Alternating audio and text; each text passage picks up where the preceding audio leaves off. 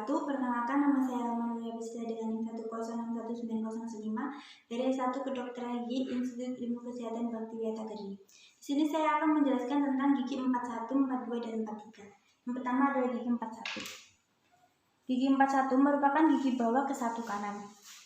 Mempunyai satu akar dan gepeng, merupakan gigi yang terkecil. Kemudian kita lihat dari aspek labial. Sudut mesioinsisal 90 derajat. Kemudian sudut distoinsisal hampir 90 derajat. Titik kontak dekat dengan insisal. Akar kadang-kadang membelok ke arah distal. Sisi mesial distal lurus kemudian mengecil membentuk cervical line dan melengkung ke arah apex. Kemudian aspek lingual. Seperti pandangan labial, tapi cervical line melengkung ke arah apex lebih dalam. Kemudian cingulum, fossa, dan rake tidak begitu jelas hampir rata. Kemudian aspek mesial. Permukaan labial cembung dan cervical line sampai kurang lebih 1/3 cervix kemudian lurus ke arah insisal. Permukaan lingual cembung pada cingulum kemudian cekung menuju insisal. Insisal 8 agak ke arah lingual. Garis luar akar sebelah labial, lingual, lurus dan kurang lebih 1/3 apex mengecil ke apex. Aspek distal. Seperti pandangan mesial, tetapi cervical line melengkung ke arah insisal tetapi kurang dari 1/3. Kemudian aspek insisal. Terlihat permukaan labial lebih besar dari permukaan lingual. Sisi mesial dan distal sama atau simetris.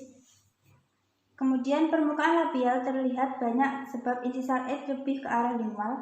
Kemudian ukuran labiolingual lebih besar dari mesiodistal. Kemudian adalah gigi 42.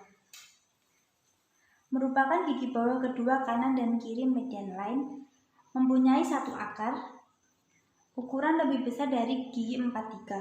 Kemudian dilihat dari aspek labial. Berbentuk seperti kapak. Sudut mesioinsisal hampir 90 derajat. Sudut distal insisal agak bulat.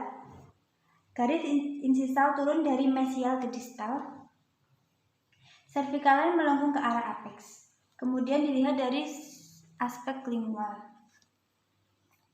Seperti pandangan labial, tetapi terdapat fossa dan cingulum. Kemudian cervical line melengkung ke arah apex. Kemudian dilihat dari aspek mesial. Permukaan labial cembung sedikit pada kurang lebih 1/3 cervical, kemudian lurus. Permukaan lingual terdapat cingulum. Cervical line melengkung ke arah insisal. Kemudian aspek distal.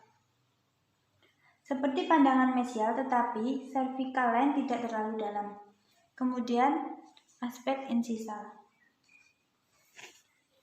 Permukaan labial lebih besar dari permukaan lingual. Garis insisal agak miring di mana sebelah distal lebih ke arah lingual. Kemudian adalah gigi 43. Merupakan gigi ketiga kiri dan kanan median line. Dibanding gigi 13, gigi 43 lebih ramping. Akar 1 dan apex runcing. Kemudian dilihat dari aspek labial.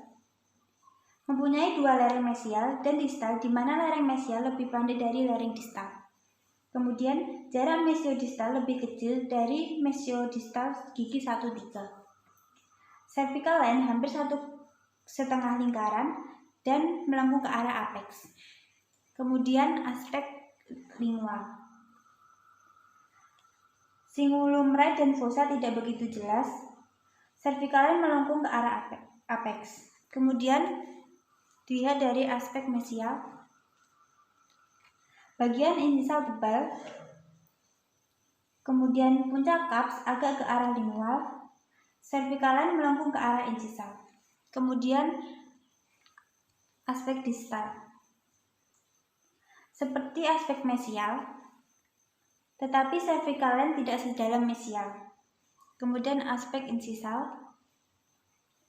Permukaan labial lebih lebar dari permukaan lingual. Kemudian garis insisal miring ke arah lingual. Sekian, terima kasih. Wassalamualaikum warahmatullahi wabarakatuh.